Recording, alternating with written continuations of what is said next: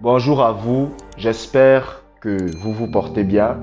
Et le thème de la vidéo d'aujourd'hui, c'est toujours vous avez l'autorité en Christ. Vous avez l'autorité en Christ. Alléluia.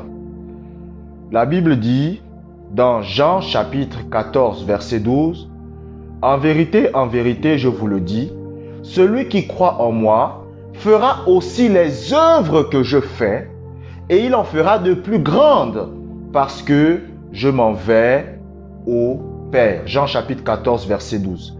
Maintenant, Luc chapitre 10, verset 19 dit, voici, je vous ai donné le pouvoir, c'est-à-dire l'autorité, de marcher sur les serpents et les scorpions, et sur toute la puissance de l'ennemi, et rien ne pourra vous nuire. Alléluia, alléluia, alléluia. Amen. Comprenez ceci. Dieu vous a donné l'autorité. L'autorité n'est pas l'apanage des pasteurs. L'autorité n'est pas l'apanage des prophètes. L'autorité n'est pas l'apanage des hommes de Dieu, des femmes de Dieu. L'autorité n'est pas l'apanage des gens qui prêchent. Vous comprenez? Ce n'est pas les gens qui prêchent qui ont seulement l'autorité. Toute personne qui a donné sa vie à Christ, toute personne qui a consacré sa vie à Dieu, possède ce qu'on appelle l'autorité. C'est-à-dire à partir du moment où vous êtes né de nouveau, le jour où vous avez décidé de donner votre vie à Jésus-Christ, quand vous avez dit « Seigneur, je te donne ma vie », et vous avez consacré votre vie à Dieu maintenant, vous avez reçu ce qu'on appelle l'autorité. Vous avez l'autorité de Jésus-Christ. C'est pour cela que lorsque le Seigneur Jésus-Christ parlait aux disciples dans Marc chapitre 16, il va dire « En mon nom, vous chasserez les démons. En mon nom, vous imposerez les mains aux malades et ils seront guéris. En mon nom, vous allez boire des breuvages mortels et cela ne vous fera aucun mal. » Pourquoi? Parce que c'est ce qu'on appelle l'autorité. Vous comprenez? C'est comme si le président de la République vous disait « Écoute, je te donne mon autorité pour faire ce que tu as envie de faire. » Vous comprenez? Vous comprenez? Donc, par exemple, le président de la République vous dit « En mon nom, tu pourras appeler l'armée. En mon nom, il commence à vous citer ce que vous pouvez faire avec son autorité. » Vous comprenez? Ça veut dire qu'en fait, votre parole devient la parole du président. Vous comprenez? C'est la même chose avec l'autorité en Christ. C'est-à-dire le jour où vous êtes né de nouveau, Jésus vous a donné l'autorité et le pouvoir de dominer la maladie. Vous comprenez? De dominer la maladie. La Bible raconte que la belle-mère de Pierre avait une grande fièvre et elle était en train de mourir. Du coup, quand Jésus a fini de prêcher et d'enseigner, on lui a dit que faut aller voir la belle-mère de Pierre pour que tu pries pour elle et pour que tu la guérisses. Jésus va voir la belle-mère de Pierre. Quand Jésus va voir la belle-mère de Pierre, qu'est-ce que Jésus va faire? La Bible dit qu'il menaça la maladie. Il menaça la fièvre. Vous comprenez? Parce que je vous ai dit que derrière les maladies, dans 99% des cas, c'est des esprits qui sont derrière. Donc, il a menacé la fièvre. Vous comprenez? Il l'a menacé. Il a pris autorité sur la fièvre. Et ensuite, il a soulevé la belle-mère de Pierre. Vous comprenez? Il a soulevé la belle-mère de Pierre et la belle-mère de Pierre est partie se balader, marcher et elle était guérie. Vous comprenez? Jésus a fait quoi? Il a exercé son autorité sur la maladie. Il a exercé son autorité sur la maladie. Et cette même autorité, Jésus vous l'a donnée. Donc, la maladie qui est dans votre corps, vous avez l'autorité sur ça. Vous avez le pouvoir de dire à votre maladie qui est dans votre corps, je ne veux plus de toi dans mon corps. Vous avez le pouvoir de dire à la maladie qui est dans votre corps, je ne veux plus de toi dans mon corps. Je ne veux plus de toi. Il y avait un homme un jour, il avait écrit, c'est-à-dire il avait un terrain. Et sur son terrain, les gens avaient l'habitude de passer par là. Et ensuite, il a mis une pancarte et il a écrit propriété privée. Donc ça veut dire que vous n'avez pas le droit de passer là. Si vous passez là, ça a vos risques et périls. Voilà, je vais vous porter plainte.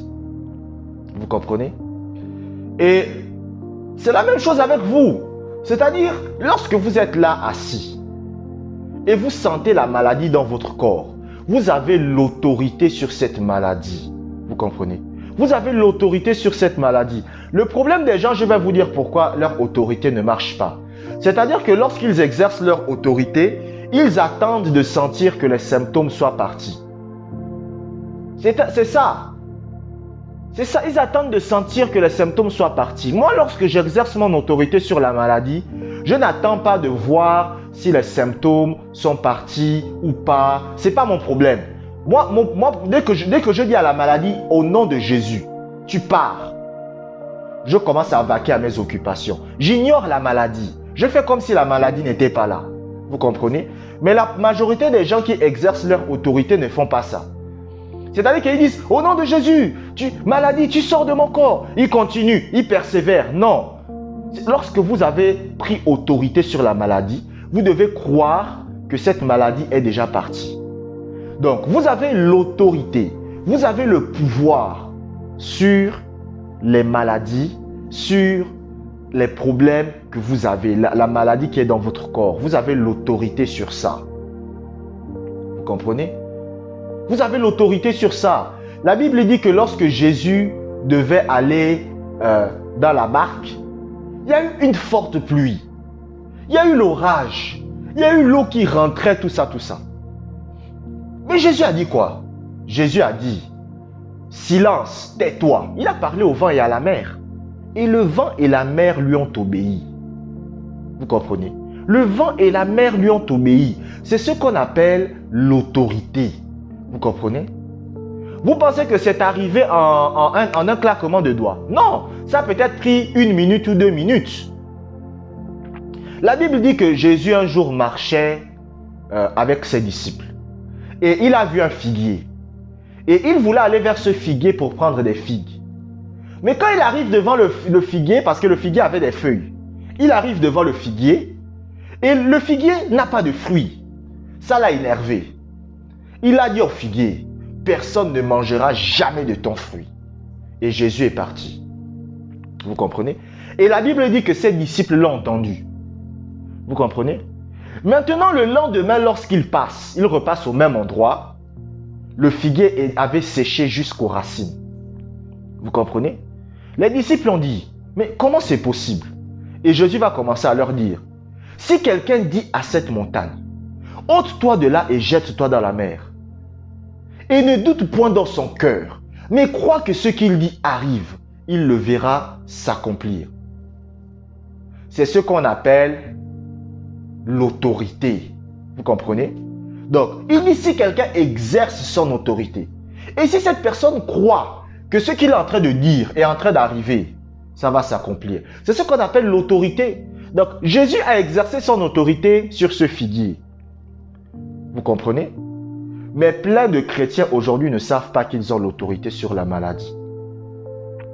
Plein de chrétiens aujourd'hui ne savent pas qu'ils ont l'autorité sur la maladie.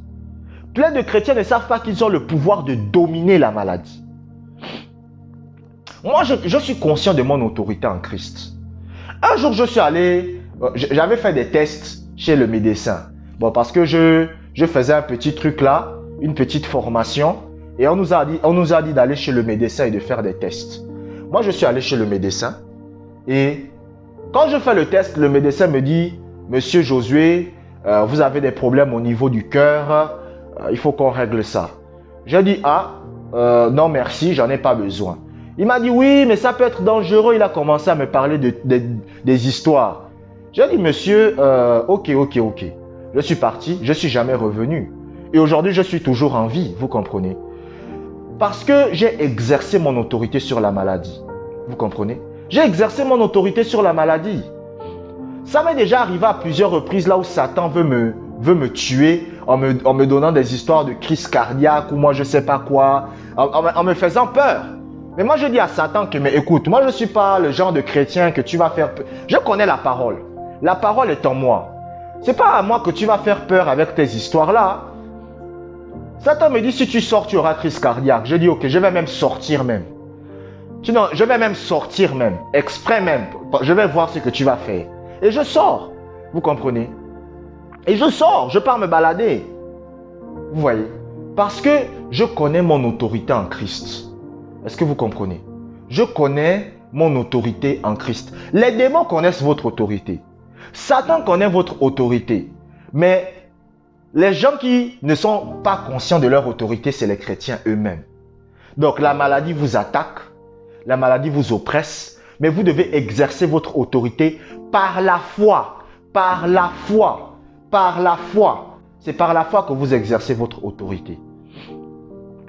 Et je vous ai dit, les trois moyens comment augmenter votre autorité. Parce que tous les chrétiens n'ont pas le même niveau d'autorité. Les trois moyens par lesquels développer votre autorité spirituelle, c'est quoi? Premièrement, grandissez dans la connaissance de la parole de Dieu. Deuxièmement, priez beaucoup en langue. Si vous êtes quelqu'un qui avait la capacité de prier en langue, priez beaucoup en langue. Plus vous passez du temps à prier en langue, plus votre autorité en Christ va se développer. Et troisième chose, pratiquez la présence de Dieu. Vous comprenez? Pratiquez le silence devant Dieu. Vous comprenez? Ce sont les trois choses que vous pouvez faire. Et moi, c'est ce que je fais. C'est-à-dire, quand moi je me lève le matin, je médite la parole de Dieu, je cherche à grandir dans la connaissance de la parole de Dieu. Et après, je fais quoi? Après, je pratique aussi la présence de Dieu. Et je prie aussi en langue. Vous comprenez? Je prie aussi en langue. Vous comprenez? Je prie en langue. En fait, moi, je m'efforce de prier en langue tout le temps. Donc, je prie aussi en langue. Vous comprenez? Et la Bible dit, celui qui parle en langue s'édifie lui-même. Donc, ça veut dire que celui qui parle en langue augmente son autorité spirituelle. Donc, et regardez Paul. C'est pour ça que lorsque vous lisez l'apôtre Paul va dire quoi? Je rends grâce à Dieu de ce que je parle en langue plus que vous tous. Donc, et remarquez, qui avait la plus grande autorité? C'était l'apôtre Paul.